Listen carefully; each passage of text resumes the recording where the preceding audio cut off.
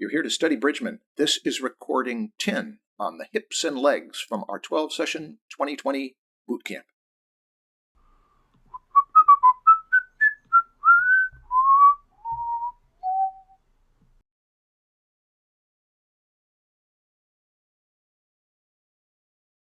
There we are. It is noon. This is they. This is the Bridgman Figure Drawing Bootcamp with me, Marshall Vandruff, your teacher. I am here with you to give you your third to the last of our 12 sessions. Bridgman session number 10. But today we'll get to the hip joint, the leg muscles and forms, mainly the forms. I've been getting some feedback from you, which is that you can study anatomy from Proco, which I've always said, and you can study anatomy from books, which I've always said, but I did put quite a bit of time into those landmark points, and I hope that in doing that, I pointed you in the direction of your book, because the first thing was see the bones. Go through your Bridgman collection and seek every bone landmark. I got to tell you something about that. If that's all you did, that's not a bad thing. That's a good thing.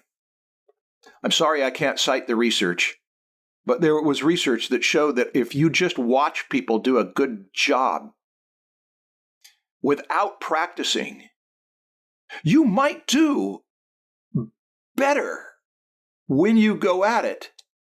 You will do better than when you go at it than if you hadn't watched people do a good job. Sometimes you just pick it up. And when you see what Bridgman did and you seek every bone landmark, it reminds you that he's aware of that skeleton. And I did give you most of the major landmarks, even if we didn't elaborate on them. But at least we pointed in the direction that if you go to Paris, don't miss the d'Orsay, don't miss the Louvre, don't miss Rodin's house, and a few people that are important. Okay, let's go to the other things we did. Skeletons as machines. On your stick figure skeletons, analyze the types. What I didn't tell you was in the books. And the axes. That's not in a lot of books, but I spent a good deal of time on that, of joint movement. That we've got those different rotations. Some of them are like a Gatling gun. Some of them are like a carousel. Some of them are, or a top. And some of them are like when you trip over a barrel and you pitch forward and backward, a seesaw. And I challenged you to reposition masses or limbs, testing their range of motion and seeking extremes. Why would I put seek extremes? Because one of the things we do when we try to reposition limbs is we get timid with it. We get scared with it. What if I overdo it? What if it looks stupid? Well, if it looks stupid, we back off from there. But pushing it to extremes is a part of testing limits. It's a way to enhance creativity. In a safe place, how far can I go? And then when I go too far, I say, that's too far. It's better than being so timid that we never break into anything new. And then the third thing was place muscle groups. Name and roughly place the various large muscle groups. We'll examine them more next week. We are going to do that today. And let's look. I only have 3 to show of the homework. So here we go. Luca. I tried to focus on finding the extremes and thinking through the proper orientation of the joints. You sure did. For the anatomy, I spent some time reacquainting myself with the muscle groups. I tend to flatten out drawings when I'm unfamiliar with what I'm drawing. Good, safe timidity, right? If you tend to flatten out drawings when you don't know, it's because you say, I've got a quadricep group in there. I've got another quadricep group over there. I'm not really sure how they're shaped. So I'll just color them in flat. That way I'm safe. But you know enough now to say it's coming toward me like that, and that one over there looks to me like it's going away from me like that. That at least gets you started. Now, the bumps on the bumps, those will come in as you study. But good. If you think of them as flat masses, at least what do you learn? Let's think about this. If you don't know the three-dimensionality of the muscle, but you at least know that there is a muscle there and you color it a certain color, the thing you learn is that the muscle exists, and it has a name, and it goes from one place to another. And it kind of has a shape, though the shape will change completely. That's valuable stuff. Form, more advanced. Drawing flat graphically is definitely useful at times, but I don't want to limit myself to that one leg. No, you don't. And I feel like it has something to do with my preference for wide-angle shot. Oh, theatrical staging. Okay, Luca, good job. Have you seen those pictures in Hogarth's dynamic figure drawing where he has the layout of all the different positions of a limb and they're quite flamboyant? You're doing that here.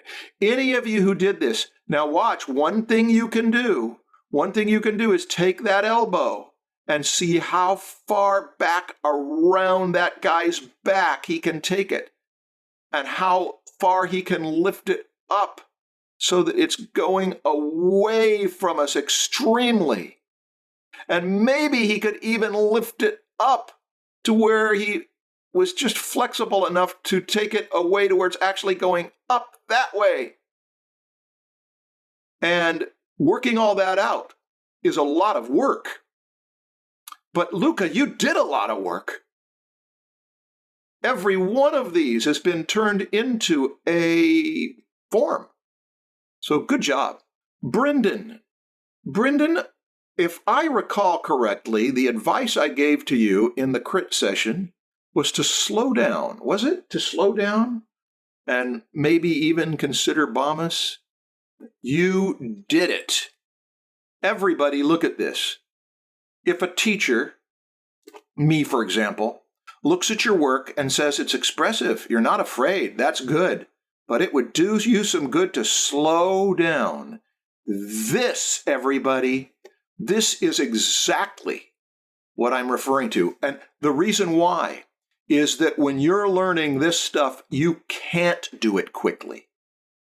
It is too much like diagramming sentences, which I don't think they do anymore.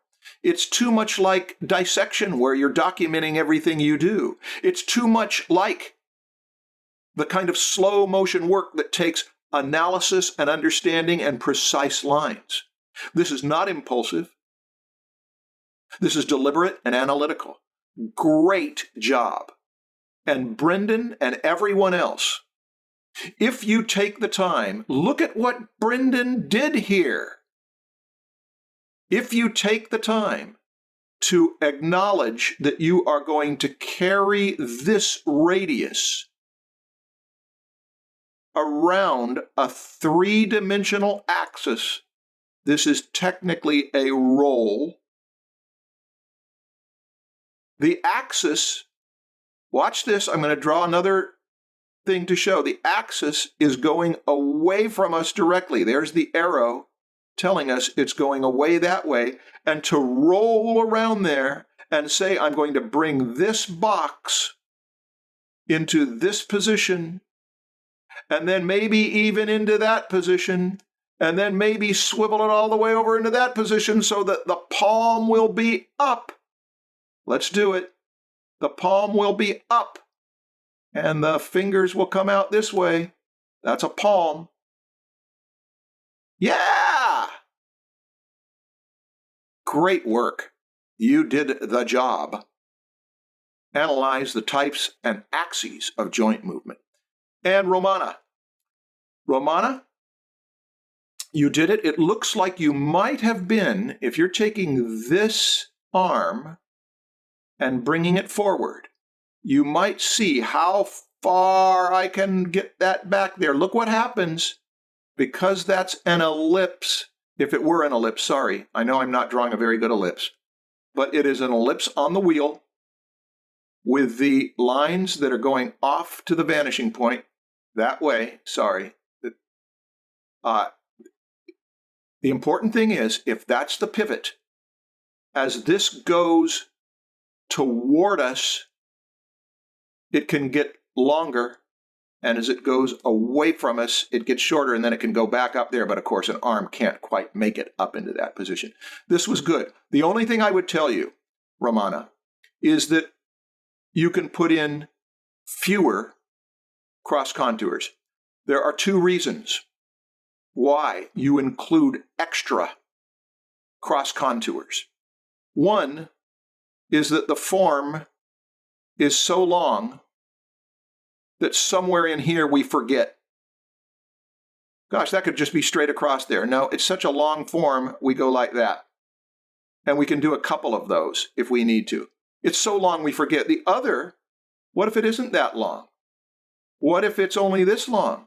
The other is that it might not be shaped that way here. It might be that the rubber band goes that way, and then here we've got a part that's chiseled out, and it's a different shape.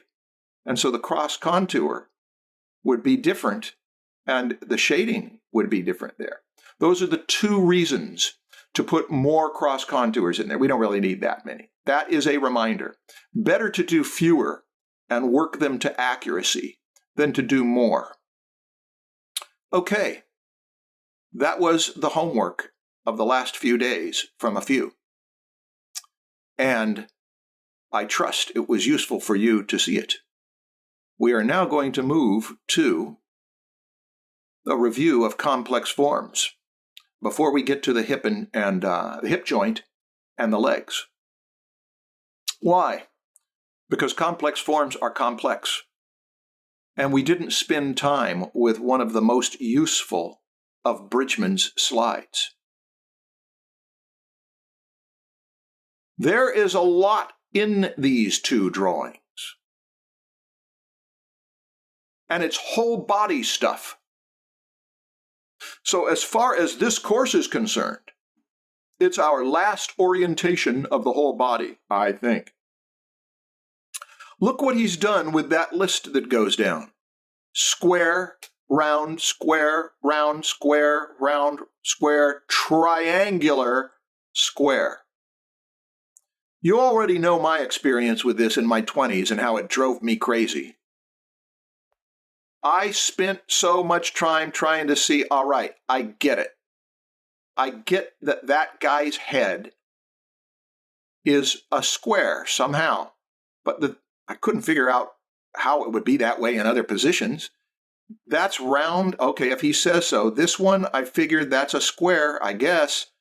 Round. Okay, finally, one that I can see, it's round. Square. Okay, I can see that it's square, but I was looking in the wrong place. And here's where I just gave up. Round? Egg-shaped, maybe. Over here is what he means. Square in cross-section, and yet, not in my world, a head is not a square in cross-section.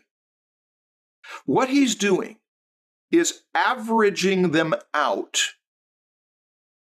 And I am saying this again, even though I've said it before, he's averaging them out because these are useful for perspective. The confusion over this for many a beginner is it might have been why I aged. And I hope for you to stay young and live long. So I'm going to explain this chart. Let's get in here. And we want to see something. Here are 4 cross sections of a human neck that I took from X-rays and magnetic resonance images and medical illustrations with an ulterior motive, which is to show you that the neck is complex. In fact, over here, we have a very pretty flat part. You can see that that might be right about here. And look how round it is at one point. But when you go up a little higher to where the Adam's apple, as they call it, is, where that cartilage is, then it's going to be quite different. And you'll start to have a little indentation on the back. If you go down a little lower, maybe right about here where that 6th cervical vertebrae is, that's the 7th cervical. First thoracic is right under it. Those are bony landmark points because they're the only part on the side of a neck, from a side view, that skeletal framework, that spine, is going into the foramen magnum, and the first rib will be right about there. Of course, we're side view. Now, here's why I'm doing this. The bump of the first spine of the rib cage and the bump of the last spine of the neck, and sometimes one above it and sometimes one below it, that's the only place where skin can get close to one of those bumps. The other parts are buried in there, which is why that bump right there tells me the cross-section would be lower. Of course, you get any lower than that, and it's going to start to include a shape like this for the trapezius.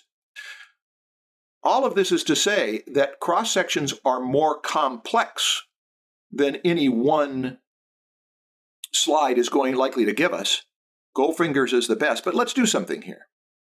Let's figure that this, if it were in cross-section, we might be able to see a little bit of the back of that neck. And this might funnel into there. We would get a couple lines in the cross contour like that. But do you see how this trapezius might come down there like that? And then change direction at some point? That would be this muscle right here. That would be this muscle right here. It's going to spread out. You get the idea that these are cross-sections that are in perspective, and using them as a starting point and then extruding them on the height lines could be useful. Now, that's to understand. All of that aside is to show you that these are cross-sections. And which cross-sections are they, by the way? Transverse sections. What else? We're going to study from here all the way down today. We're going to study the hip joint and the lower leg. But I'm going to review something that we spent a little time on every session. Every session we went for this. That whole pelvic block, he's treating that whole area as the plane of a block. As complex as those buttock muscles are, it's a network of muscles, even though there's one main one back here, and we're going to look at it. We're going to look at it and even see one of the most common metaphors for it is that it's a kind of a donut in there that will roll like that, and that's why we'll get part of it going that way, part of it going that way, and eventually it'll change direction. Bridgman has one of the best drawings I know for that. But apparently, in this drawing, those muscles are not in Bridgman's mind, at least while he's working on the big structure. He is saying that it's okay to treat the whole thing as a plane and leave out the detail. And instead of giving us detail, he gives us one break, that little cheek break in the plane. It makes it more organic that way. And it also moves attention to, it's a way to say, let's go down here, and he's going to pay attention to the leg. Look at this leg on our right. On both characters, it's going away. You see how it's going away to the front.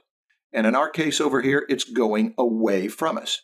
Now, you know that by now. There's a reason I'm showing it to you, though. Look how when he puts hamstrings on here, those big muscles on the back of the thigh, he does not show them as hamstrings. He knows that they're convex, so he puts a few strokes. They're not at right angles to the fibers.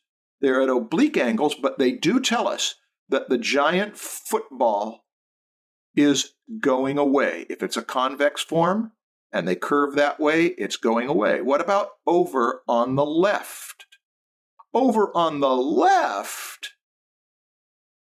it looks to me like the leg is coming back toward the viewer. And yet, I'm seeing that this is telling us that that's going away. Well, for one thing, this leg is not this leg. They may be similar, but that is going away from us. But watch this. I think that he is aware of that big egg shape. I think he's aware that it's generally going away from us, but somewhere up about here, do you see how it starts to roll over and go that way? Yeah, a little bit of the donut thing. And I think it mainly because of this curve right there, which is designed to tell me that it's coming toward me and then reversing direction. So we could almost put a line on there like that. Okay, I'm going to leave that up for a moment because I'm going to move to another point here.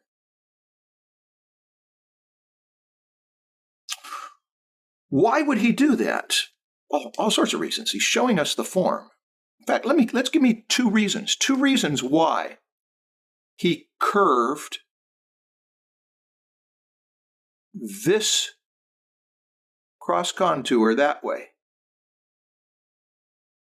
And that is to tell us that the limb is. This part is closer to us than this part. That's coming toward us. Then it's going away, then it's coming toward us again. That has to do with form.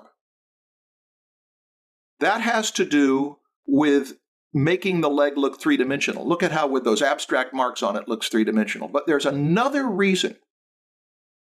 And brace yourself, because this is where we shift in our thinking for a few moments. It is to counter-angle the curve of this shadow. He's got a curve like that. What do you do with a curve like that? How about curve it the other way? That's something that he gets at over and over. Let's pull back and look at the whole body and notice we're kicking into another mode now. And we're going to take a few minutes on this. Look at this big shadow shape on the right. Look at how little of the picture it takes up percentage-wise. It's just a small portion of the percentage. And yet, it tells us that there's a guy standing there with a naked back. It defines form.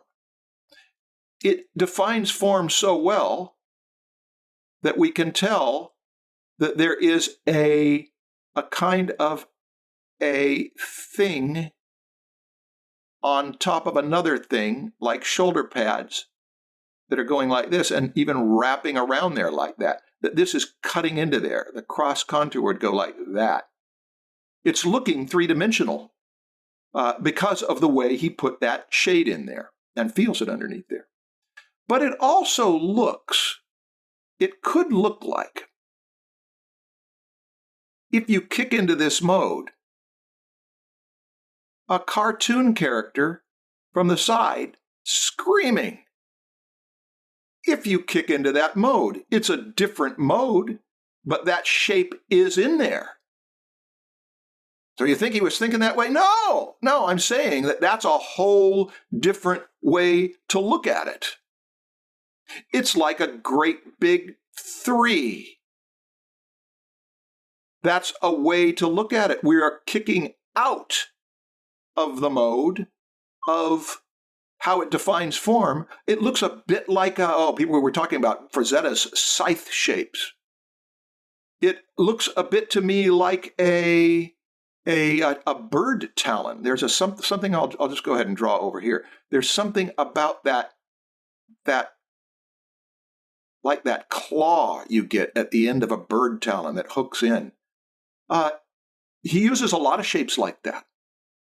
You can say, but that's the way shadow shapes fall on a body. Not necessarily. That's the way an artist may choose to treat shadow shapes that fall on a body. Now, you can liken these shadow shapes to many things for the fun of it. Now, noticing the abstract shapes does not help to draw form at all, really. And that shape will completely change. The shape of this shadow will completely change if this guy moves 10 degrees. He could simply shift his weight so that his back comes toward us, and this entire area would all go into shadow. So memorizing those shapes is not the thing. But noticing the shapes might help us to draw shapes and to see whatever we draw as a series of shapes, and this is useful for all artists. Some of you are painters and you don't want to be animators. You're not sure that those lessons about movement are that useful. Some of you are animators that are only going to work with pure line and someone else is going to color it. You're not sure that the light and dark stuff is important, but all artists, all animators, painters, comic book artists, and sculptors make shapes, and all good artists care about the shapes they make. Now, let's look at another thing. Remember the exercise of doing the straight and curved line thing. Let's kick into that here. On this body, we have, on the right side here, we have a definite curve and a definite curve, and they're connected by a straight. You say it's subtle, yeah, but it's there. Then we have a straight that is so straight and another straight that is so straight that they look like an arrowhead. Pretty dull arrowhead, but it's facing to the right. Then we have two straights, or two curves, one curve, and then a straight and a straight. That's on the right side. Let's go over to the left side.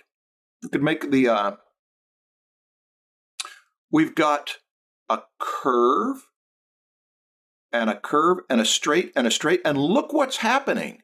This straight with its peak is offset from this set of straights with its peak.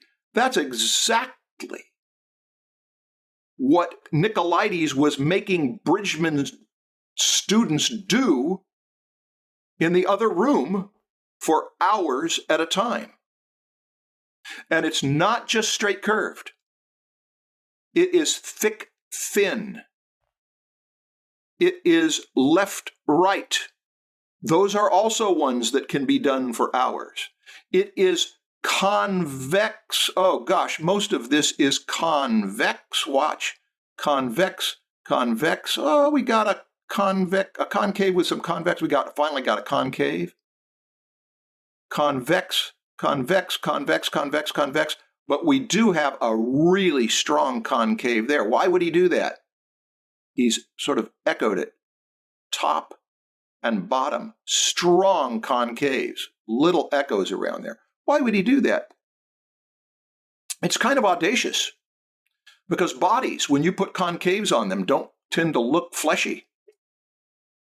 But George says, in my world, I want to make sure that this foot, where the whole figure's weight is going down, which is not in high contrast for dark against light, but is in very high contrast for being one of the few concave lines on this figure in this picture.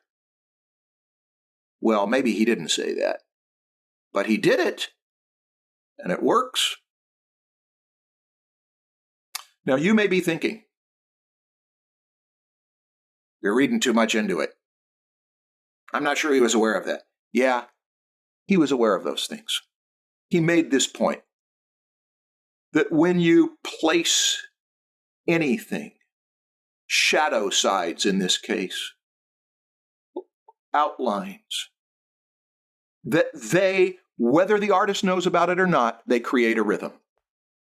Not just a rhythm of outline shapes or angles, not just a rhythm of form, 3D rhythms changing positions, but a rhythm of shadow shapes, and you can make them thicker or thinner or higher contrast or lower contrast.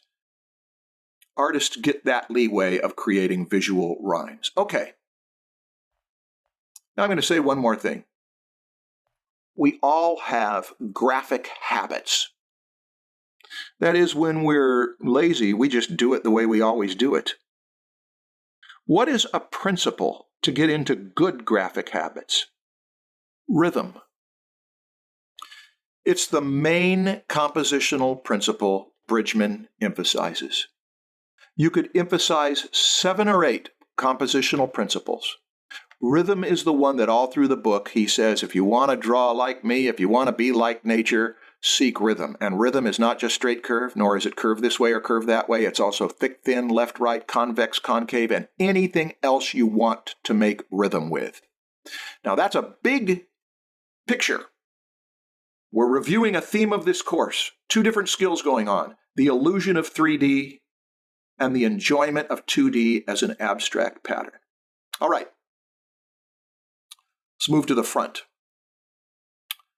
I want you to see something that you may wonder about. Okay, he's shown me the cross sections. How do I get from one part to another? Now, I could just say, that's up to you, and turn you over to the wicked learning of figuring it out yourself. And you may think I'm kidding, but the reason you may learn it better by figuring it out yourself is because if I make connections between these, which I'm going to do, make a couple connections, what I show you in the next few minutes isn't necessarily the way to do it at all.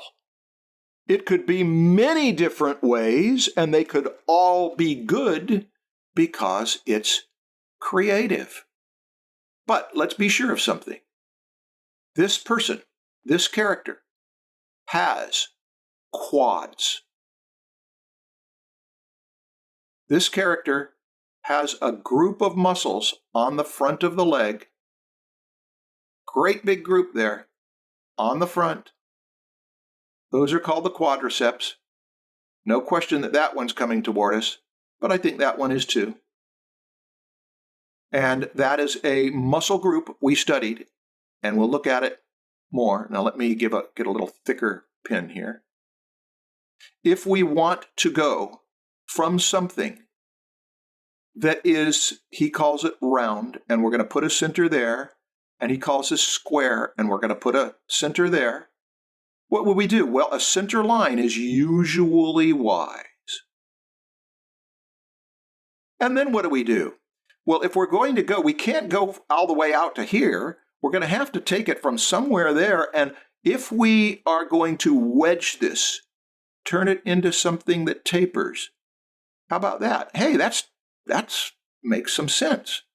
Where do we go from the other one? Do we go here? No, we wouldn't go there because we need to go from this point. Watch, this is where it's important. This is why we do that thing with X lines. We go from there. That's going to make that cone seem more three-dimensional and symmetrically three-dimensional. What else could we do? We could say that there is a part here that comes down to there and grips. Maybe it's thick. Maybe it's something like that. And if we're looking up at this, we might want to hack it off like that. We might be able to say, no, I'm going to meld it in. See, it's quite round there, but I'm going to meld it into a point so it connects. We can always fill in this line later. But then we're going to have to decide, when we have a rubber band around that, we're going to have to decide what to do in here. And it just depends. It depends on what's going on with the anatomy in that case. And we'll see that Bridgman interprets it in some really strange ways. It could be a flat front plane there, like that. It could be a little concavity in there and catch a little bit of shadow. What about from this point to this point? He's showing us that this is triangular. Sorry. Let's get a center line on there. We're going to say the peak of the triangle is there, and then it changes direction. Well, we could go from there to there, but what we might end up doing is taking from this point and connecting them maybe smoothly, because if that's a tibia, which we'll see, the tibia does curve into there. And, well, does this stay flat? Maybe it does. Maybe it bellies out like that so that we've got something like so. What about this lower leg here?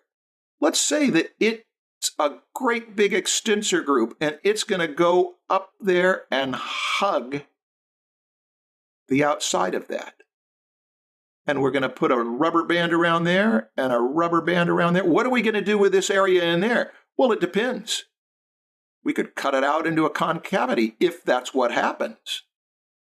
It's all a matter of looking at the form of the figure and making choices. And we're going to do that with the leg today. You are going to get your money's worth today, because Bridgman's legs are just awesome. And we're going to look at them. We're going to do that landmark point stuff. Let's do one more bit here. This is something that I think Robert Beverly Hale demonstrated in one of his lectures, is to go from a triangular section into a blocky section. Well, that's a single division, and then it's going to spread into a 2 dividing points division. And now we've at least got a something. What's it shaped like? Well, not many parts of the body are flat or straight across, but we could do that especially if we wanted to emphasize a curvedness of another form there.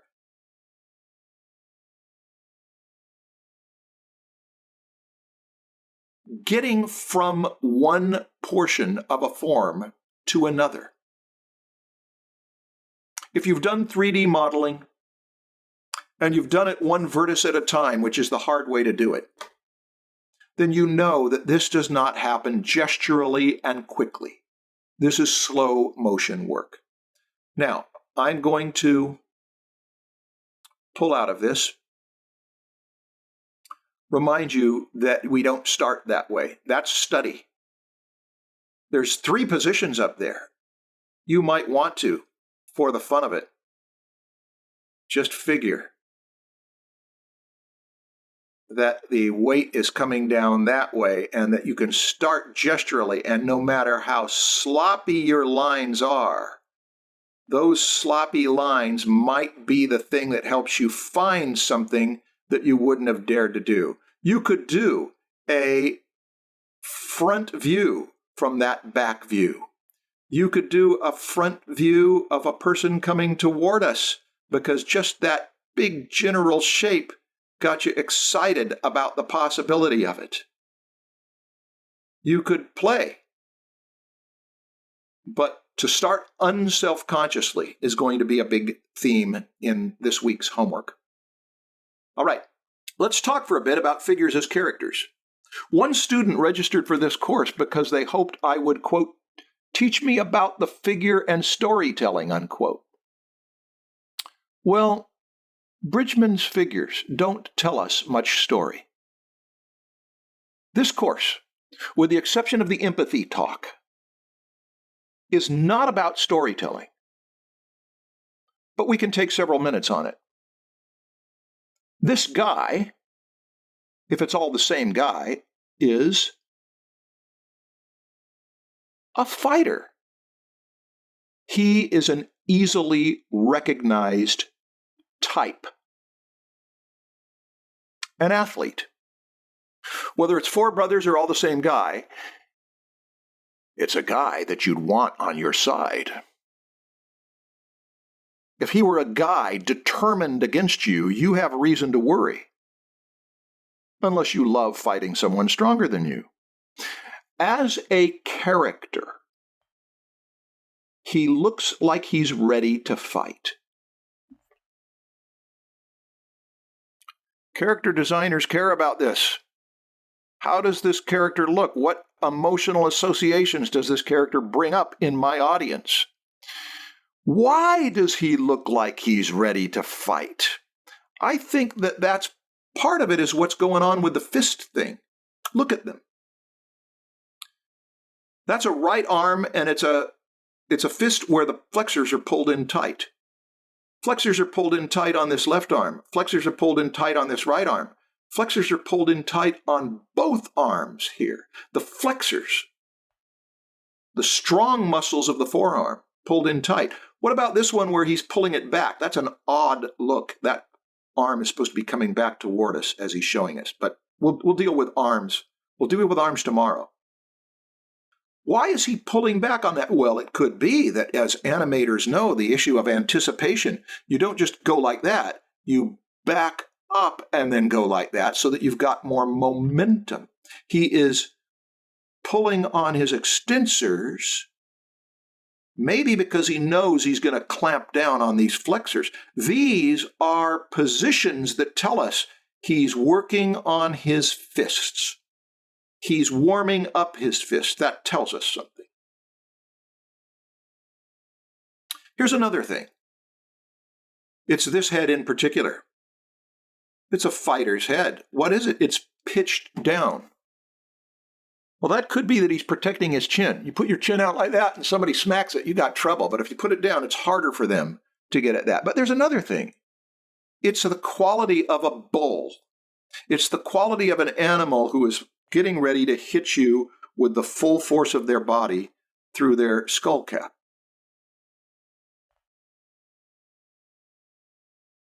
Now, on 3 of these, he's flexing his right arm, but he may be left-handed. This one makes me think maybe he's left-handed. I am not a fighter, but if any of you are martial arts experts and you think why this guy might be left-handed, I think it's because he has got this torso, this upper torso, more to our right, and this pelvis a little less. It's swiveled, but it isn't swiveled as much as that. Well, why would that make a difference? Because when we pull on that external oblique with 2 spinning barrels from here to here, when we pull, we're going to swivel it around that way, and that will help the fist that's going to come over toward us this way hit harder. Let's think about that. Why would a person learning figure drawing care about that? Because, another thing, he's got his right leg forward. Let's look back at the strong man. Remember this guy? He has pulled back as far as he can, but he knows what he's going to do. He's going to heave that forward as hard as he can, and he has this foot forward so that he will not topple over. This one over here can lift off the ground. He's going to throw so much weight forward. This was what we dealt with in that second week about empathy. Now, there's a couple other things here. Look at that man's quads. That quad, that rectus femoris is in there, and it's starting underneath, one eyeball underneath the corner of the pelvis, going like that, swelling out, and then going into a tendon that would pull on that kneecap. And that hamstring group is coming up from underneath there in those ischiums, and it's going down, and it's splitting into 2 parts, and it's gripping that lower leg. You really see that biceps femoris gripping that lower leg there. And look what happens when he's moved over like this. Look at how that doesn't have squash and stretch in it, but over here we've got that tensor of the fascia lata, which really throws people off, and it turns into this bizarre mashed balloon there. Whatever it is anatomically, even if you didn't know anatomy, you would at least know enough to add a couple folds in there, because the skin, like drapery, bundles up. Now let's go back to these characters. He will swivel this chest, the stuff you did this week, he will swivel it on the y-axis It's going up there like that to bring that fist toward us. And therefore, the more he has that chest over to the right, and he could even have, as this guy did, look how we see the front of his chest here and the back of his pelvic block. And then we don't see the front at all because he's completely swiveled it. All right, I strayed from character design to empathy and movement. What does that? Hey, if you know anatomy, here's what you know. What swivels that torso? If he's going to move this way, as we've been saying, it would be the fibers of the internal oblique underneath there that would pull that way. And it would be the fibers of the external oblique over there that would pull that way. That's anatomy and physiology. That's something that if you want to experiment around with this, draw barrels. Draw the two positions of a twist so that you've got a barrel in this position, sorry for the terrible ellipses, and a barrel in this position. Now watch what I do. When you've got they're both looking down, if you put a center line there for the upper torso and a center line over here, then you know that this string on this side is going to go around to the other side. And that string on this side is going to be coming down to here. And when this pulls this way, that's supposed to be a side, sorry. Sorry, I did that wrong. That was supposed to go back behind there. In fact, it will drive me crazy, so I've just got to fix it.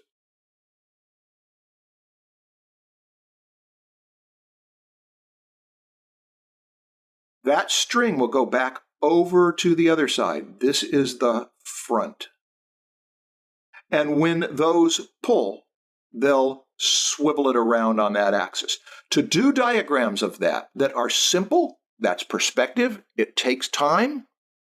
But then to look up here and figure, that means that if he has not yet pulled, these won't be tight. But if he is just about to pull, we might get a little swell of that internal oblique under there. That would be extreme empathy with what's going on in there. Okay, athletes who train understand this. They work on that, and they know the pain of the fibers of the internal oblique and the external oblique the next day. I don't think Bridgman was thinking that far into the internal obliques and external obliques, but who knows? One thing I know is that artists care about the fact that there are oblique muscles in there and that they do something. And if you've wondered what I meant by analyze in your sketchbook, do those barrels. Put some ribbons and strings on them. All right. Now, there is one other thing that I think I'll point about. There's actually a few other things. That's a power position, as people call it. He's standing to let you know that he's strong. And he's already had some important parts removed from his body, so what's he got to lose now? We're in for a fight. This is a character type. And one last thing about character types. We all create types. You create types. You create a set of characters or a main kind of character over and over. Anyone who draws figures designs characters, but character designers give a lot of thought to the character and typically less thought to all this anatomy. And the reason you may be here, I know there's some character designers in here, is that character designers like to give plenty of thought to anatomy during training, so that when designing, they can think not about anatomy, but what this character does with it. This guy strikes power poses and says, I'm ready. This guy shows no emotion. He's literally got a stone face. Now look at those knees. Look at how much Bridgman accentuates those knees. Those knees are sharp weapons. And all of that wear on those knees makes us feel that this man has lifted many heavy things. And those knees, the bending parts of the pillars that bears the friction, are strong, proven hinges. Was Bridgman thinking that? I don't know. But it sure comes off that way to me. Let's look at what we can be sure Bridgman was thinking. One leg faces one way, toward us. The other faces another way, to our right. This one toward us, to our left. That one less toward us, to our right. That has to do with the power pose, doesn't it? That has to do with that he's ready to brace himself from falling forward, but he's also going to be hard to knock over from side to side. But it's also, for artists, a perspective problem. That if we were to look straight down on this, we would have north and south, east and west. And if we were to look down on, this is going to be hard for me to do, but I'm going to give it a try. I'm going to put an ellipse on the ground that, even if it's not an ellipse, it means that that way would be the north and south, and this way would be the east and west. And he's got these things wider. They're almost at a right angle from the top than most people would have. We could have him bring the feet together. We could have them point together like that, like you do when you're protecting yourself. That is a perspective problem, and that's useful to put some lines on the ground to anchor a figure to the ground plane. Now let's get to legs. Look at this strange wedging. Look at how he's got a 4x4 for that knee jammed up into something that grips around it like that.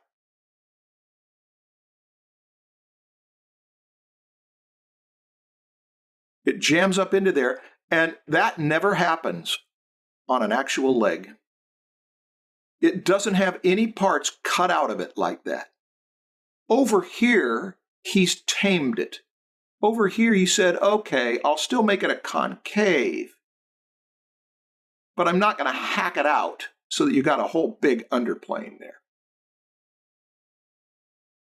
Here is an artist who doesn't seem that concerned to properly depict all of the convex curves in that network of muscles, the quads.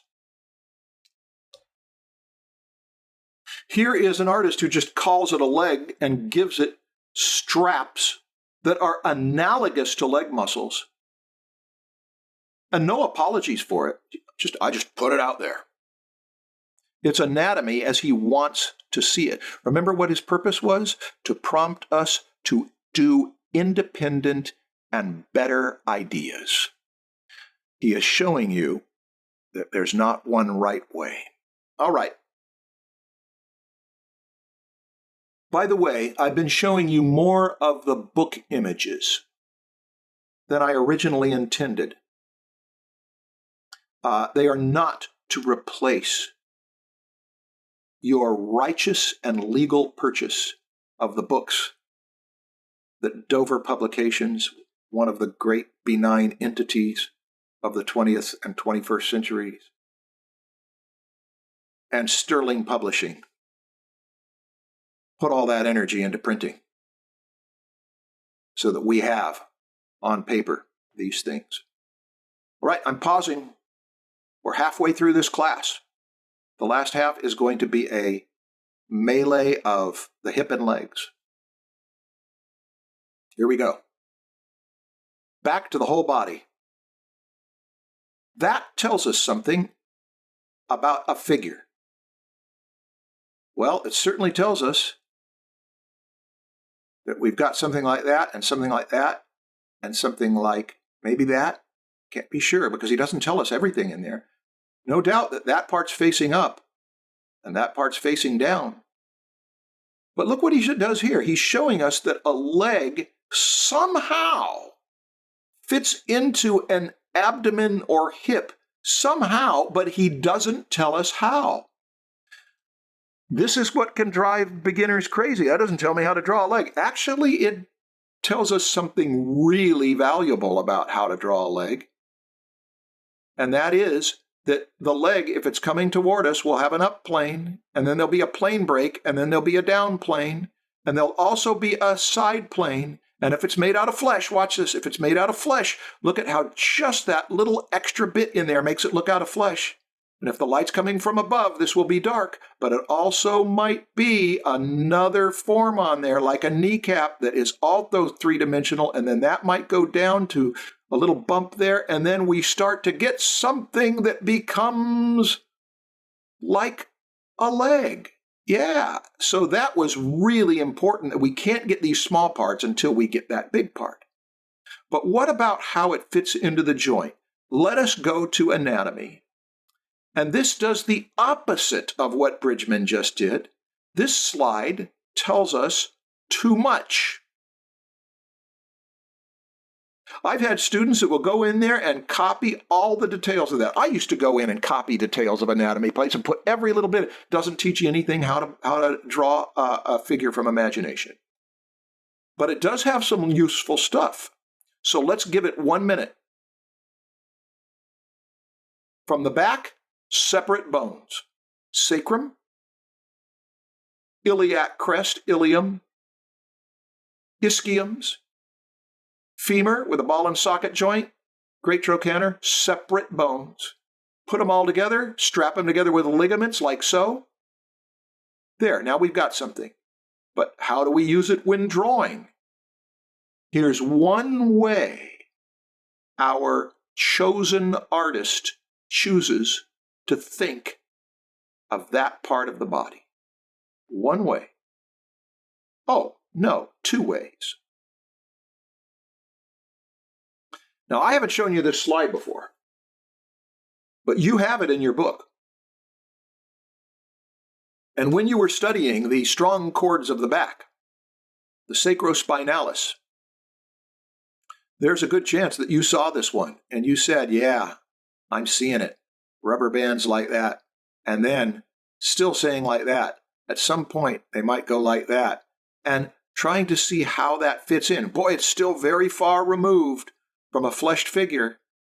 But over here on the right, it's even more removed from a fleshed figure. He's putting this huge peg through there. It's not even making it symmetrical. It's longer on this side. If you find where it connects on the other side, it's right about there. But why is he doing it? To show us that there is pitch movement.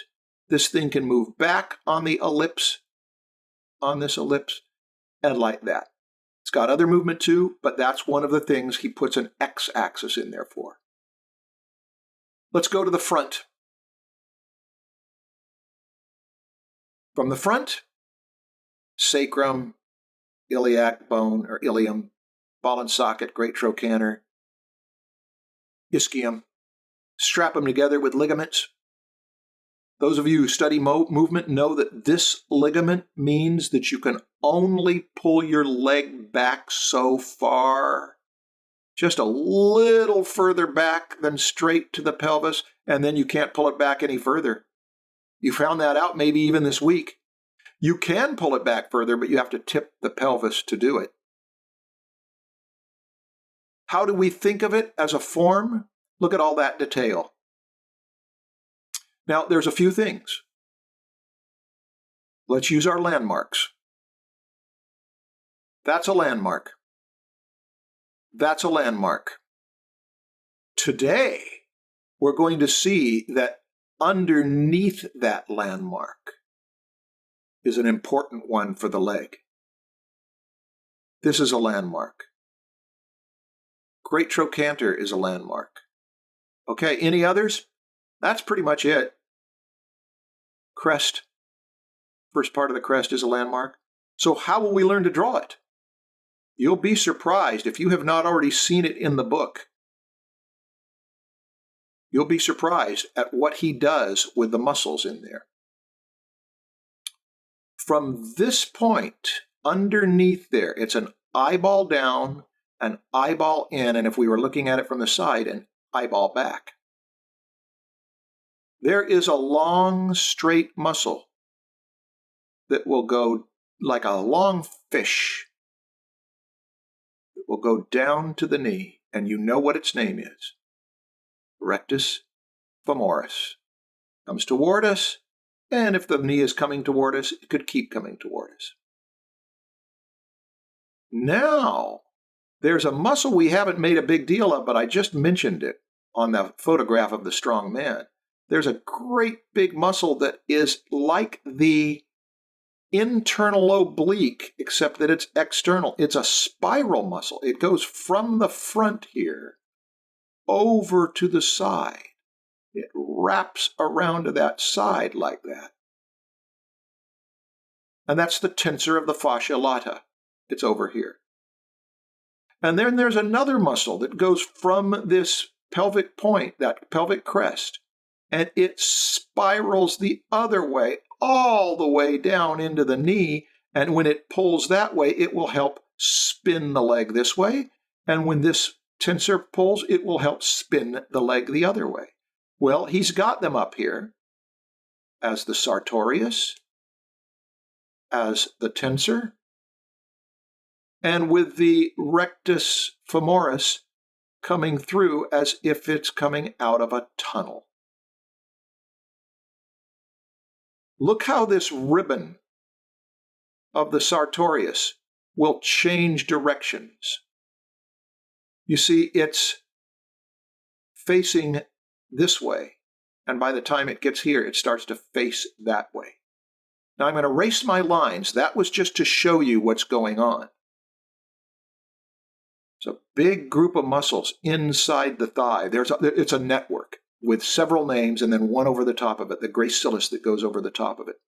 But we call them the adductor group. They're like a big football that fits in there too. And that sartorius will separate the adductors from the quads. That's the anatomy.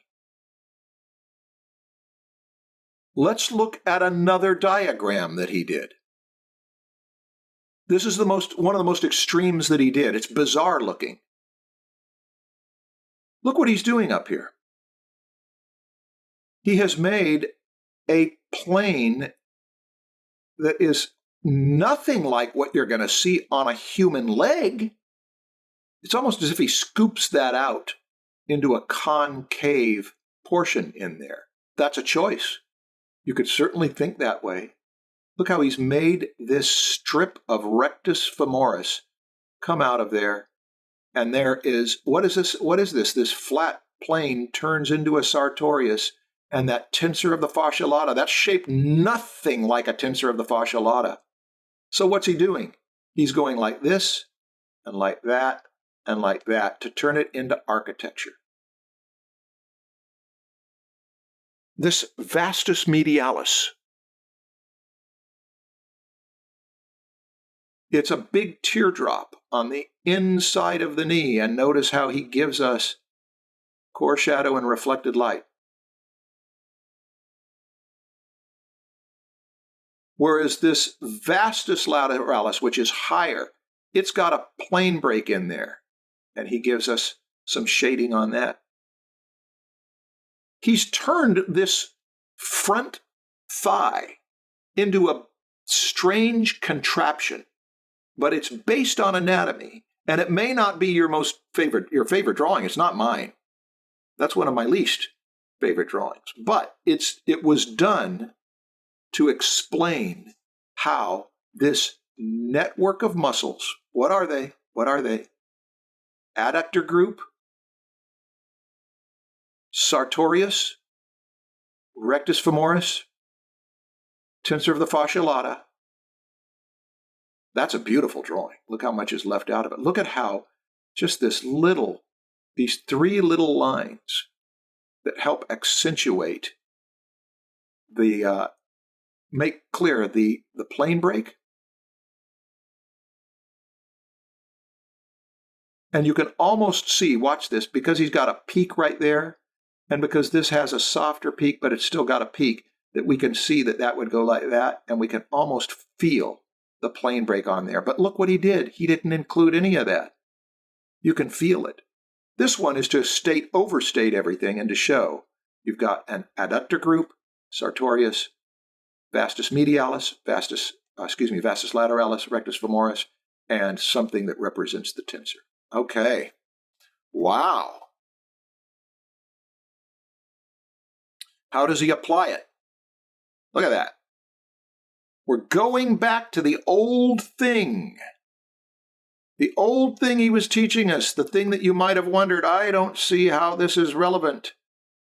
It's relevant.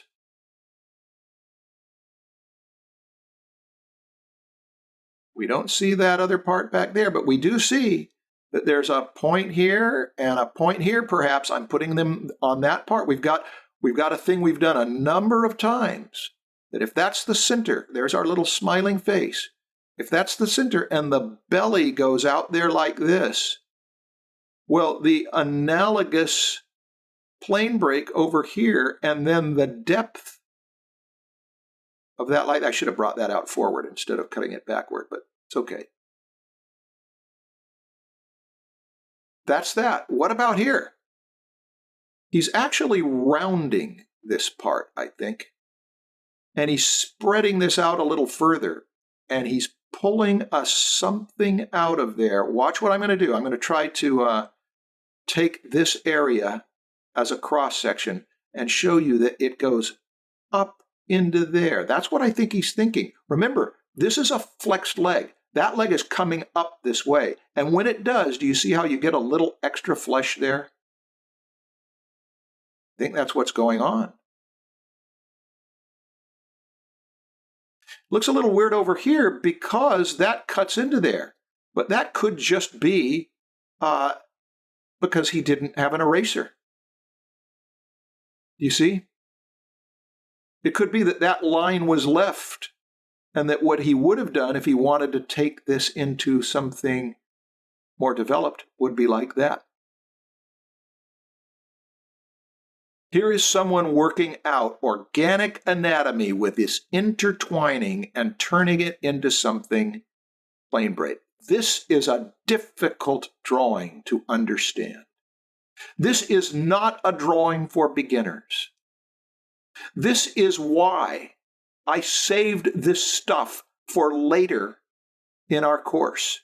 And in case you were wondering, does Bridgman really think about external obliques when he's got that guy twisting?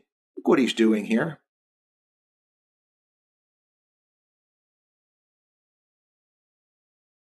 Look how that line goes this way and that way and that way and that way and that way and that way.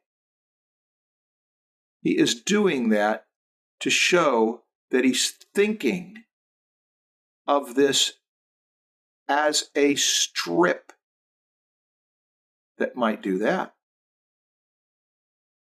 Yes, sirree.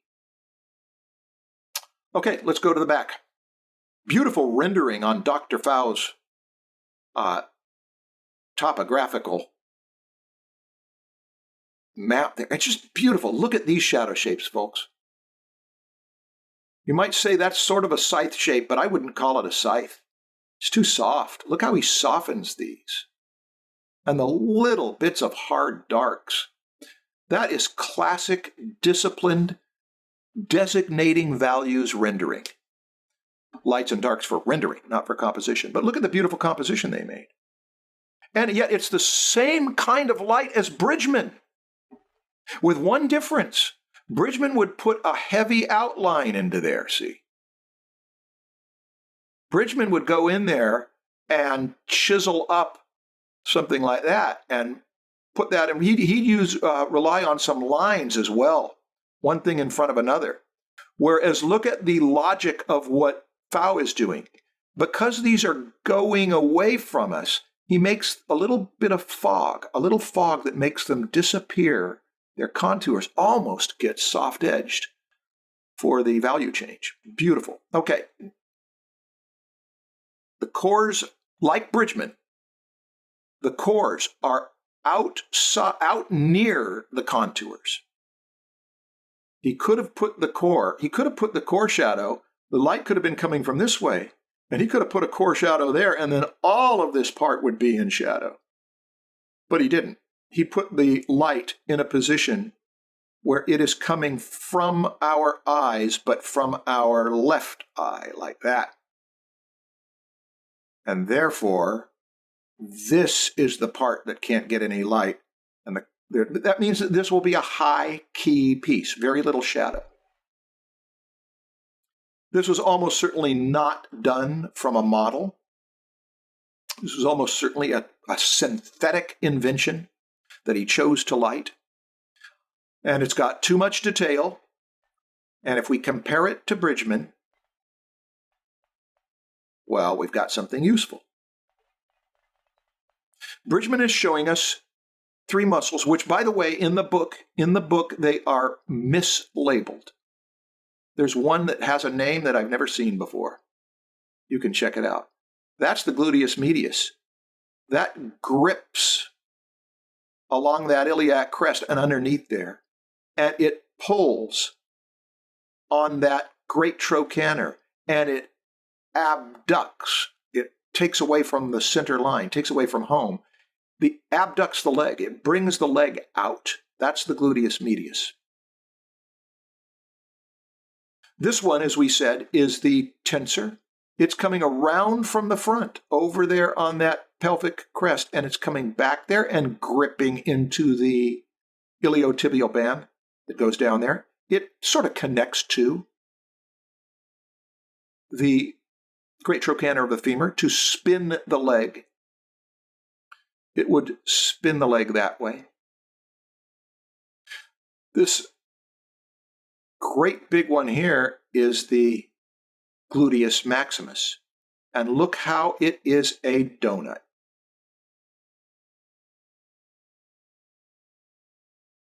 It's actually not a donut because it doesn't have a hole in the middle. It has an impression in the middle. And do you see how if we were to put a cross contour on there, and watch what happens when we put a cross contour here. It's going to be less curved. And there'd be one that's straight. We don't want to do the one that's straight. Typically, it would call too much attention to itself. And the closer they get down to here, the more they're going to curve. Like that. And now if the light's coming from this way, the planes that are below wouldn't get the light, and the planes that are curving away from the light there wouldn't get the light, and so we'd get all this area into shade. But it isn't a complete donut.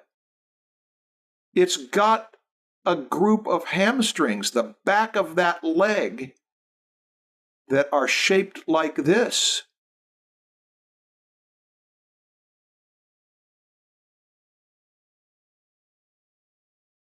That are going to, this is going to hook into there, and it's going to cut into that. If it was solid, if it was a hard wood, it would cut into that clay donut.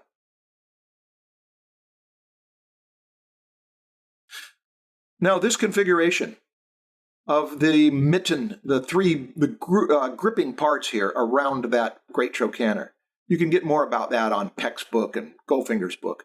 What I want you to see is what Bridgman does with it.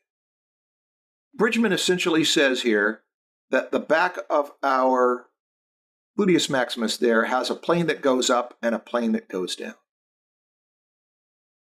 And it's deeper here at that gluteal fold toward the middle, at least on this case, and then it's going to grip around there. That is a wonderful little thing. Look at that shape. I'm going to go ahead and darken it all in so you can see that it does the thing that he's talked about, that S curves are beautiful. You get one curve one way and one curve another way. Why not group that together as a shape? It's got a nice quality. Now, these are hamstrings. Let's pull out. I say that this is one of the most awesome leg drawings I've never imagined a drawing of a leg that marvelous. But that's the reason why we're here, right? Is to work on imagining better. That was his appeal. Come up with your own ideas of what a leg can be and make them better. But you know how critical I've been of the smaller books because of their almost worthless organization, but every one of them has more than worthy drawings. And that one on the right gets my vote for the chunkiest, toughest, football and hydraulic and rope and cable and tree root and gun barrel legs I've ever seen. They're just amazing to me. We're going to take a few minutes on them. But first, let me show you something about hamstrings. This is an outer hamstring. That's a biceps femoris. It is a two-headed muscle. That's what biceps mean. Of the femur. It's on the back of the femur. It connects to the femur and up there in the pelvis at the ischiums. And it grips the lower leg, and when it pulls, that biceps femoris will lift the leg into flexion. It will pull it into flexion, and then you'll get a little grouping of flesh there. That's what that muscle does when it pulls. Over here, we see the biceps femoris, and we see the semimembranosus and semitendinosus. Those are the inner hamstrings and the outer hamstrings. The names aren't that important if you understand that they are hamstrings, but this doesn't tell us much about what hamstrings do. Getting away from this remarkable, kind of shocking treatment of the hamstrings, where he's got a plane break like that, it's like an offset, like a cam, that's all treated as downplay. Now, it doesn't happen that way. It happens more like what you see over here. It's more organic, but the inner hamstrings, in this case, these are the inner hamstrings, and the outer hamstring split apart and grip the egg of the calf. Okay. That was to let you know what they do, why they're there. You can see it in the books. Now let's get back to this. Even though that doesn't happen, he has chosen to chisel it in a stylized way because it looks cool. And it's certainly three-dimensional looking. What's going on down here?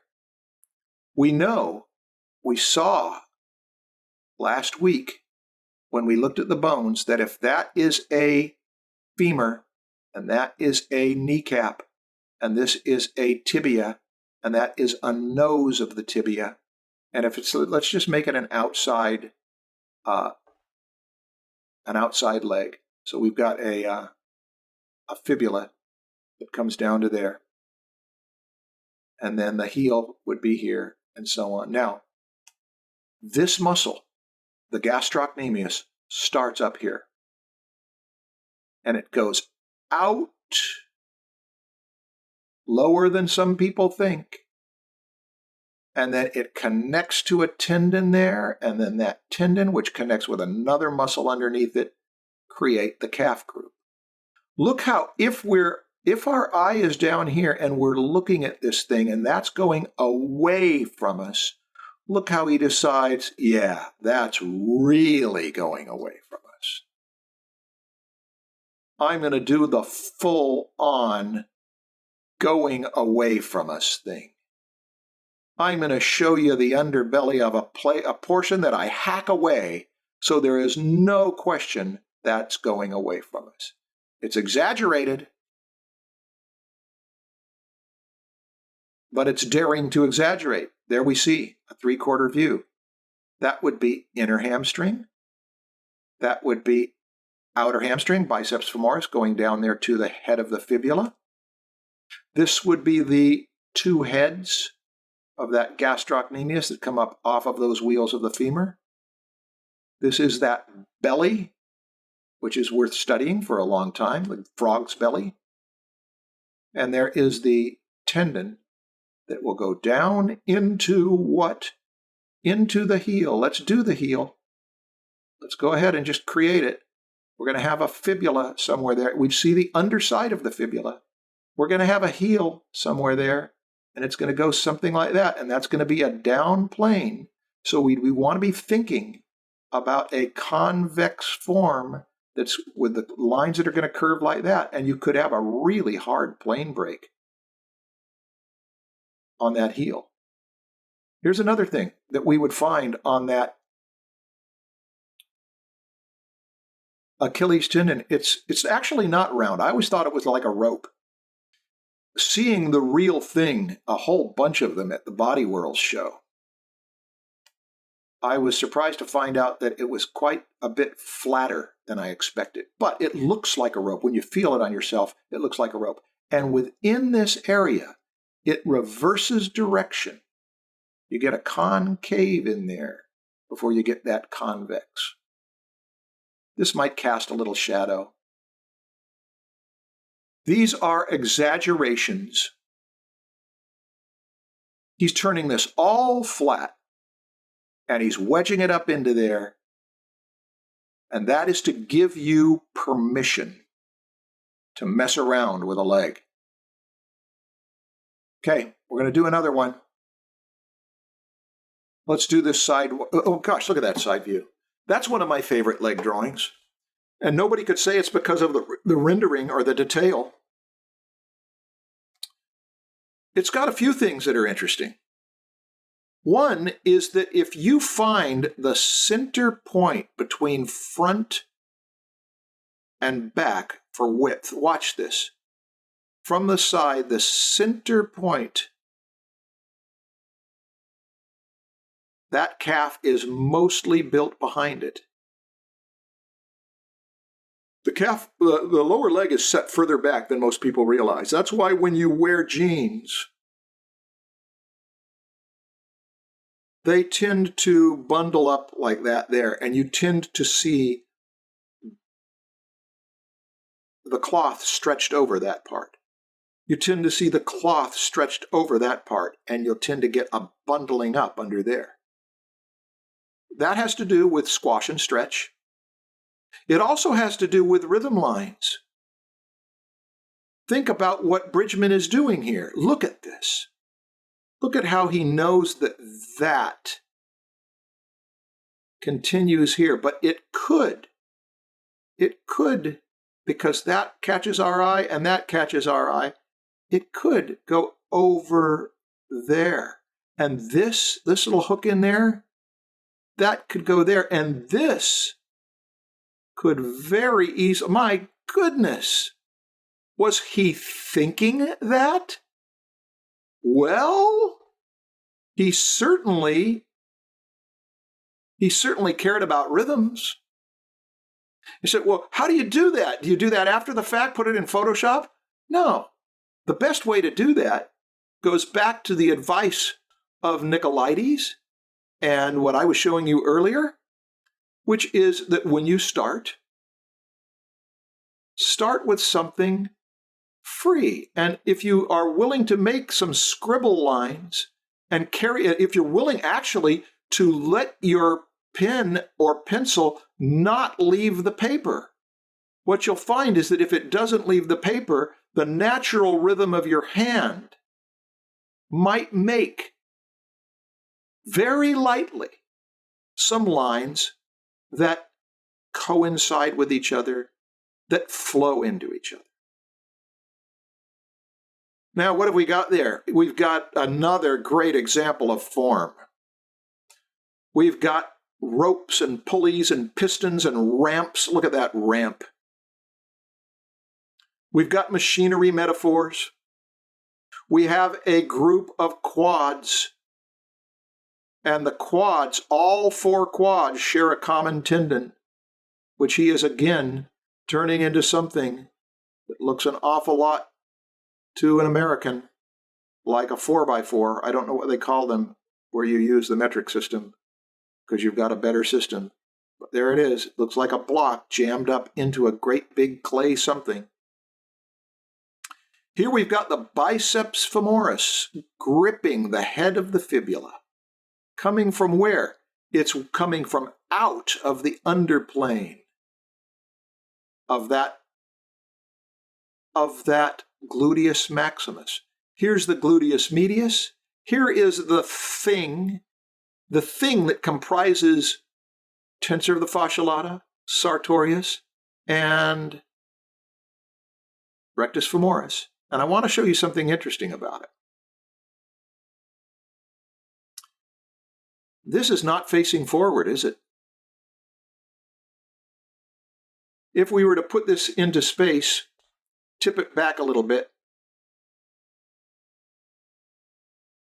as a block, look what happens. It's wedging out here, and on the other side, if we went up the same amount, it would wedge out that same amount.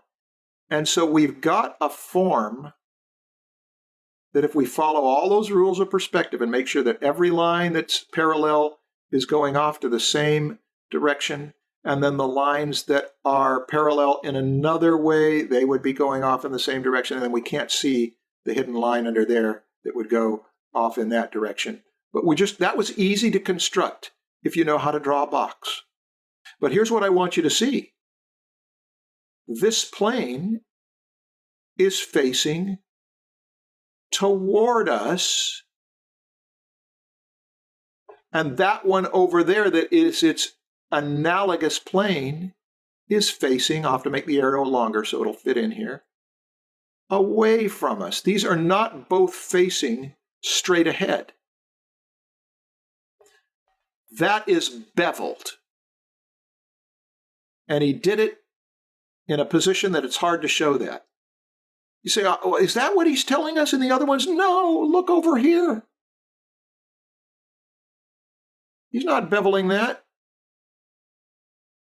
Oh, he might feel a little bevel in there. He might feel that it's changing direction there. But that is very much lined up all toward the front. Well, how do I know what to do? This is why Bridgman is hard. This is why you hired me as your teacher. This is to take you through this and show you that this is advanced. He's not showing off anatomy. He's hardly including anatomy. But he knows anatomy so well that he can mess around with it. Let's just stick with this. Let's put it over on the right. Look at that strong leg. Let's get in here and see what Bridgman does. Sure enough, that is from, how do you know to make the line that way? I was looking up here at this line. I felt safe that way. Are we looking up at that box?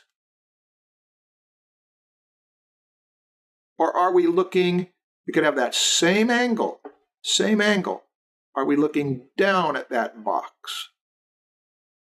I don't know. Let's figure it out. I think because I can see quite a bit of the plane over there, that he might have been thinking that we were looking up at it slightly, and that peaks up over it. That's my guess. We would have known if we saw him draw it, because he would have drawn the box. Here's another reason why. Look what he did with the belly. He's going like that, and then that line's going down. So that means if a horizontal line goes like that, and another line goes down like that, that means that chances are we're looking up. Because this line is this line is this line. Okay. So that means if I was going to put a cross contour on that belly, I'd make it go like this, and like this, and like this, and like that. Yeah. I'm going to watch the chat. What muscle is this one? Rectus femoris. You got it instantly. You're on it. Let's see. This area would be the gluteus maximus, cutting between the vastus lateralis and that outer hamstring. There's a iliotibial band that goes down there too. Whereas this would be the sartorius. That sartorius on this side is going in there.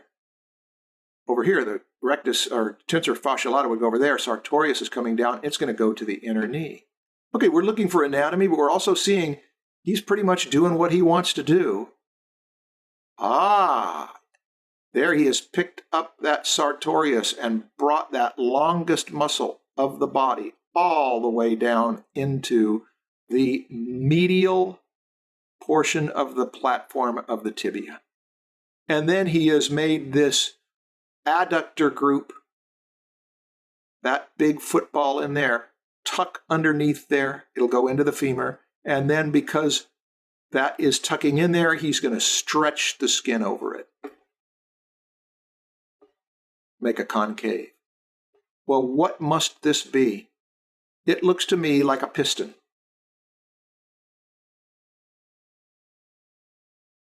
It looks to me like something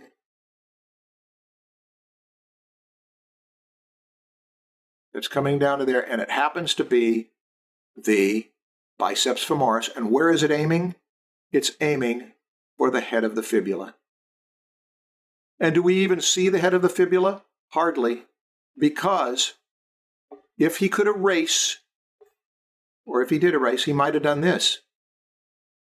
Why would you do that? Don't you want that head of the fibula in there? Yeah, you usually do.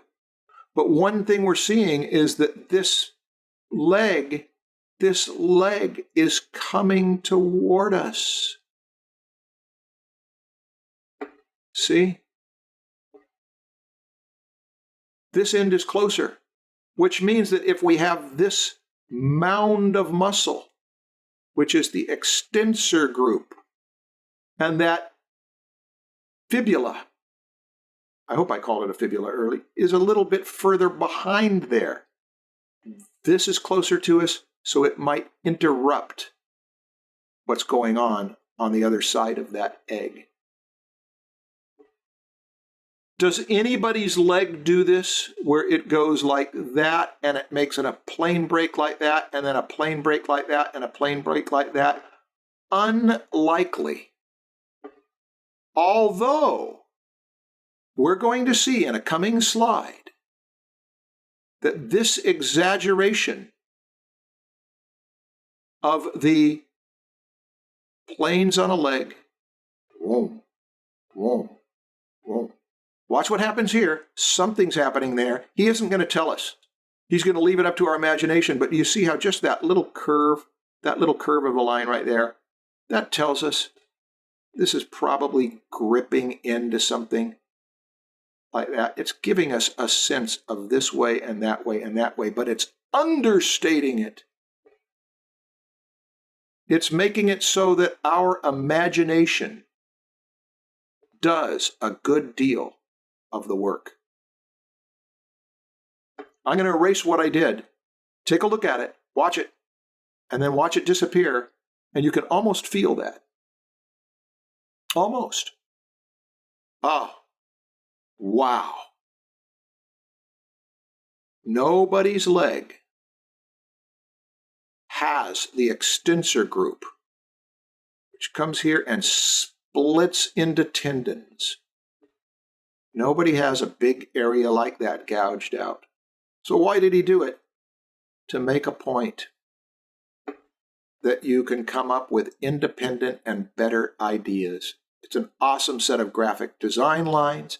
It's an awesome set of darks and lights. Probably did not think, as he drew in front of students, he probably did not think that that line is going behind it. He probably just felt it. He also probably felt that I should go straight, and then I'll give a little curve to that because I'm going to reverse the curve, and I'm also going to get darker and then lighten up a little bit. Why did he probably not think that consciously? For the same reason that a musician who has practiced their scales when they do an arpeggio does not think about the individual notes. They've practiced the individual notes, and they can let them flow together. Now, I think that page 280 has just great leg drawings. Some of them are small. I think that one on the right is small. But if you get on it with a loop, ingest it. I'm going to give you your assignment in 1 minute here. If you know you only have 1 week to live, don't miss at least just one Beethoven sonata and 4 of Bridgman's legs.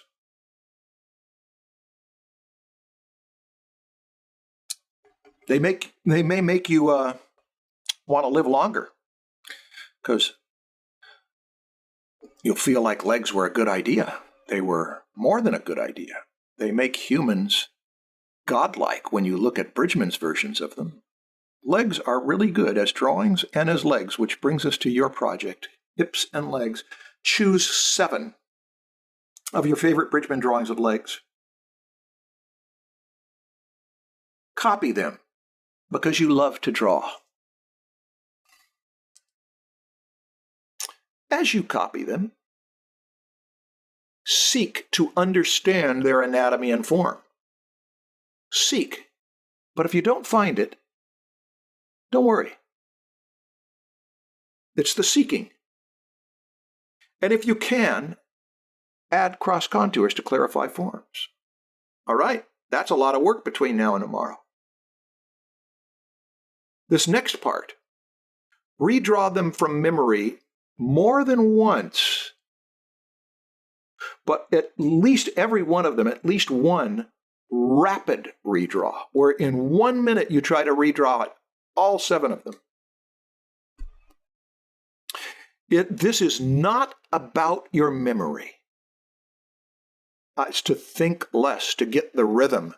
I want to show you a wonderful leg. This leg on the lower left, WTH. What is going on with that leg? You say, the Bridgman comes up with these strange things. I don't know how to come up with strange things like that. How on earth did this occur to Bridgman to treat a knee like that and a calf like that and to bring this other leg in front of it with a line like that and to go phew, phew, phew? Well, what is the likelihood, if this was done from a model, that the model looked anything like that? This is not only an invented pose, it's a graphic invention. He chose to make a shape like that and say, it is good. And it is. Remember his purpose statement. It was for you to do independent and better ideas. You will find your shape languages. And your call to leave things out, if you want that. He was great at it. Look at those legs. Look at how they look like they were done easily because they were done easily. I think that when he did this, which he did it very quickly, I think that this back and forth stuff here, look at it over here, was because he knows that knees have extra skin on the front so that you can bend them the other way. And he knows that when you really lock a leg, straighten your leg and look at the front of it and see how those bunches of flesh do that.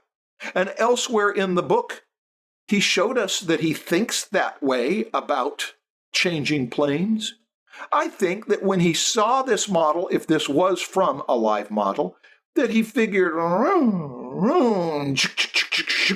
because it's got that on there, and look at how the little bit of knowledge of how that patellar ligament would go into the nose of tibia, way off as far as the proportion is concerned. But you see, these are not careful drawings. That was not a careful drawing. It's a Bridgman drawing, and it shows us how freely he was able to sketch. And that is why I encourage you to redraw in 1 minute all 7 of your Bridgman copies. Later, you could do this. A beautiful figure with rendering where he slowed down and compared it to architectural moldings. Yeah, that comes out of slowing down and doing some thoughtful management. But notice it's not overly managed. It looks easily done because doubtless it was. Here's the thing.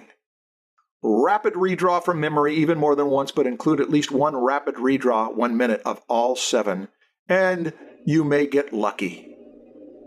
I want to show you another artist working at the same time as Bridgman. They overlapped really closely. They were almost the same years, but not in the U.S. In Germany. He is one of the greatest drawers, and I think one of the 2 or 3 greatest drawers of this kind of drawing. Anyone know who I'm talking? Yes, Heinrich Klei, Luca knows. No doubt that was put down fast. Let's zoom in on those legs. Let's zoom in on this part. Watch this. These are jazz riffs. It happens to be at the beginning of the jazz age, 19 teens, 20s, and 30s. That does not come from analysis. We are sitting here in a room. That's a core shadow, by the way. Light comes from above. This changes planes, goes shady. It's tucked a little under. This one's a little more toward us. So he puts less dark on there. But the fact that he go in there, we look at this and we analyze it like warriors in a conference room watching video of battle, noting moves, but on the field, it is impulse. It is emotion. Now, there are some great drawings of legs in Bridgman's book. Let's take this fast drawing. Let's look at how he has analyzed it. Well, he doesn't give us the cross contour in there, but we know that he is aware that that is round, and he is aware that that is less round, not round, and he could have put more. There is a strip of stretched out tendon called the iliotibial band. It'll go all the way down in the tibia, and it can make a little concavity in there. In fact, there's a bigger concavity, because that's a very subtle concavity. When you get the convexity of this, and you've got a head of the fibula right there, and a cord of the biceps femoris, there is a serious little cut in that can get shadow there. Now, if you're studying anatomy and you look at this, you notice how much he left it out. Why? He wanted to get a great big block form of the knee. But when you are looking through this, seek these things. Look at how, on this photograph, it goes like that and then goes down in there like that and goes like so. When this guy straightens the leg, it's still there, quite in some relief. There are many little dips and curls on a body like that. And if you want to see more Heinrich Klei, how are you guys doing? You want to take 3 minutes to look at some more Heinrich Kleis? This is not a lot, but I want to tell you, these are the 3 books that in the 20th century, all the way up until JVJ Publishing, Jim Vadabankar did images. These were the 2 books that Dover did. And then there's another set of books that I'm going to advertise here, because you should buy these books. Lost Art Books, Picture This Press. The Lost Art. These are things that nobody ever saw, and they are filled with all sorts of drawings no one ever saw. And here we are. We got a group of people. This is a fast drawing. If you get in there and you look at what he did, he's drawing the way Bridgman would teach you how to draw, isn't he? Look at that leg, and look at the awareness of how it's pressing down there. The flesh would gather up like that. That's a gestural leg. He feels this thing coming down. He's got a little mark. Over here, he's lifting up the underplane of that foot and thinking of it so that that gets shade because it's aiming down. Now, it seems a little bit wrong to look at drawings this effortless. They're cartoons, really, and marvelous. But to see that even right there, that is that goosefoot and vastus medialis. Well, we could spend much more time on these. The straight line that you do when you aim the pin down and make a hard line to say that is digging down, little cast shadow to accentuate it. Heinrich Klei was not a teacher. He did not explain how he did these. Bridgman was a teacher. And when you study someone like Bridgman and then you see someone who's using different lighting here, he tends to put rim light on things and put a lot of stuff into shadow, which people don't like that. It makes it it makes it so that there's so many hatch lines in there. It can make people say it's too messy. Cartoonists usually put their core shadows over around the edges. But look at this one. I'm going to zoom in on this one. It's already zoomed in on. He dared to make an entire upper leg a sausage. Would you dare to do that?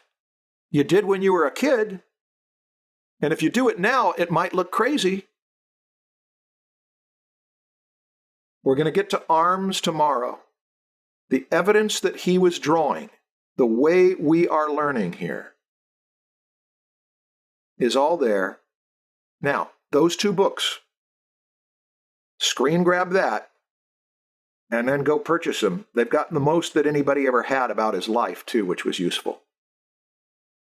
And the fact that when Heinrich Kley, decades before Don Richardson was my teacher, was doing that's an exact portrait of my teacher, Don Richardson. And what inclined him to do this? I think that what inclined him to do this is what I'm encouraging you to do.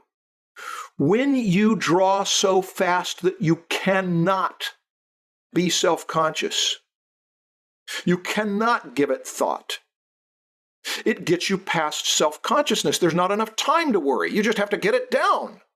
And out of that wildness, some wonderful lines can come out.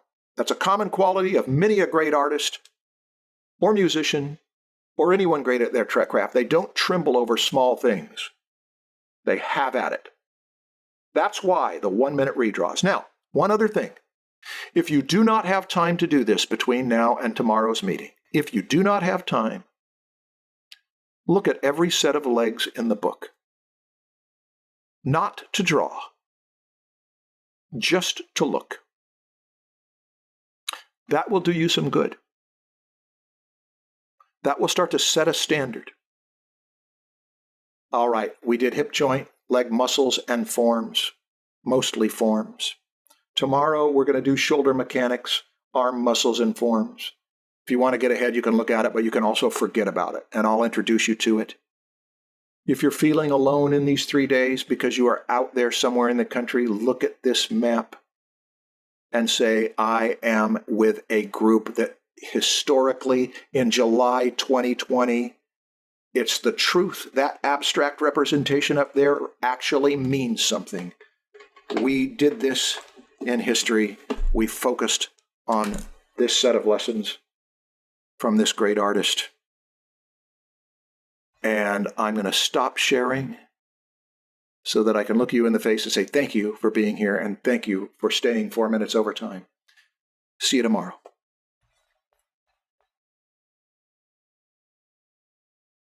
That was session 10 from our 2020 bootcamp. If you want updates on new stuff, subscribe to my list at marshallart.com.